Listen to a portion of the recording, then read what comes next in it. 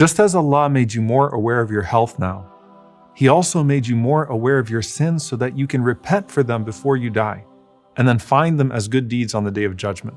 Look how merciful Allah is that with these last moments in your life, as you see those final blessings go, and as the pain is increased, all expiating your sins, Allah subhanahu wa ta'ala shows you things from your past so that you could seek forgiveness now, and then find them as hasanat on your scrolls on the Day of Judgment.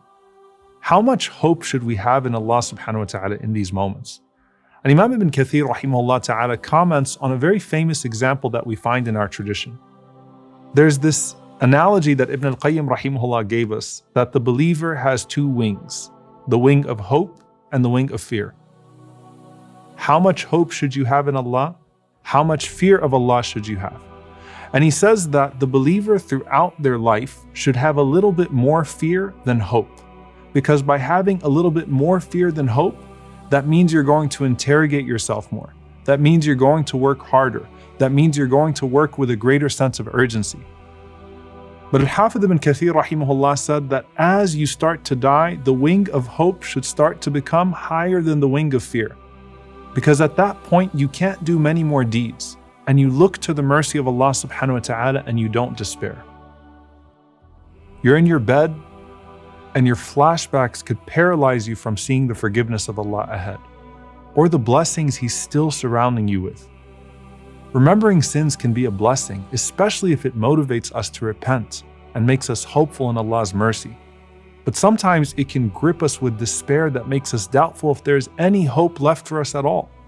The shaitan is going to try several things at the time of your death. One way he may try is to make you heedless of Allah in your final moments so that he can get you to utter one displeasing word or die on one final evil deed.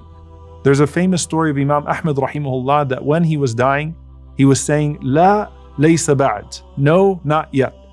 And his son asked him why he was saying that as he was between life and death. And he said, I saw shaitan in a dream and he was looking defeated. And he said to me, Oh Ahmad, you've escaped me. I've never been able to take you down.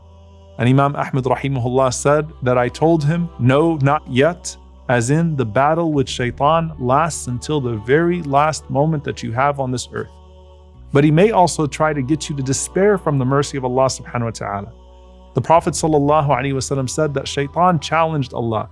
And he said, وَعِزَّتِكَ يَا رَبْ لَا أَبْرَحُ أُغْوِي عِبَادَكَ مَا دَامَتْ أَرْوَاحُهُمْ فِي أَجْسَادِهِمْ. By your glory, O Allah, I will not stop tempting your slaves so long as their souls are in their bodies. And Allah responds and He says, وَعِزَّتِي وَجَلَالِي لَا أَزَالُ أَغْفِرُ لَهُمْ مَا اسْتَغْفَرُونِي. By my glory and majesty, I will continue to forgive them so long as they ask me for forgiveness. So when shaitan tries to remind you of your sins, remember the mercy of Allah and the times that you did repent in the past. And if you find something you never did make amends for, do it now by making dua to the one who wipes clear the scrolls. Despair is always haram, but especially now.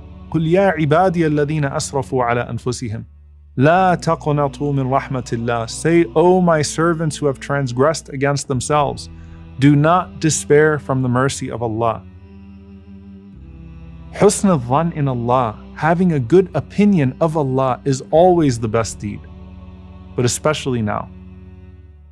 Jabir radiallahu anhu said, I heard the Prophet sallallahu alaihi wasallam say 3 days before he died, لا يموتن أحدكم إلا وهو يحسن الظن بالله. Let not one of you die except with a good opinion of Allah. And as we reach the end of the road and our ability to perform deeds becomes less and less, it's time to turn to Allah in hope, even if those deeds were imperfect. Abu Abdurrahman as-Sulami said right before his death, كيف لا أرجو ربي وقد صمت 80 رمضان. How could I not have hope in my Lord and I have fasted for Him 80 Ramadans? We don't rely on our deeds or consider them to be worthy in themselves, but instead we focus on the mercy of Allah that can turn the most deficient deed into a deed that takes us to Jannah.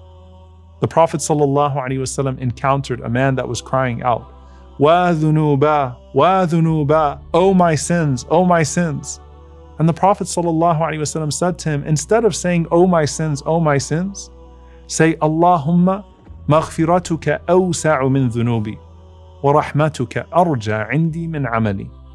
O Allah, your forgiveness is vaster than my sins, and your mercy is far more hopeful to me than my deeds.